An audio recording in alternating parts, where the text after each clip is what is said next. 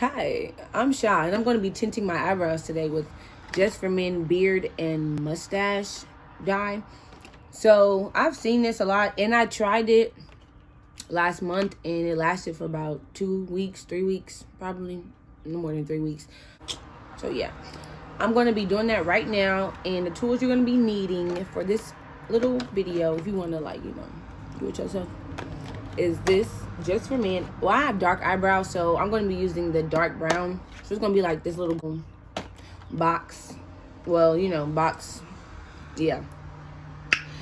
The beard on it.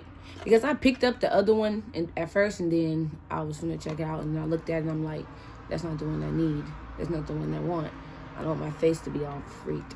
So I went back and got this one, and it was $9.80 at Walmart after tax and everything where I stay. So yeah, it's pretty good, and it comes with this little thing like a mixing tray, some gloves if you're into that, the color, and the little mixing spoon thing that you're gonna need. This, since it's for our eyebrows, even though my lips look a little glossy, I gotta like something. I put something else on it. Coconut oil. Love it. You're gonna be needing a Q-tip, a clean one, of course.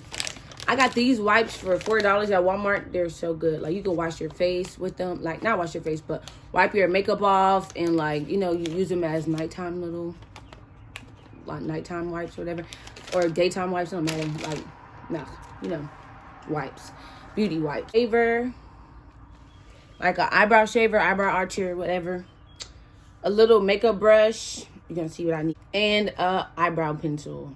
I can't find my spoolie. I'm just gonna use this little edge brush.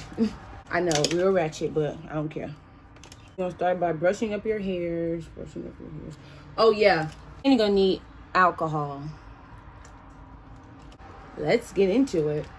To be a B-I-T-C-H, cause that's what you gon' call me when I'm trippin' anyway. You know you can't control me, baby.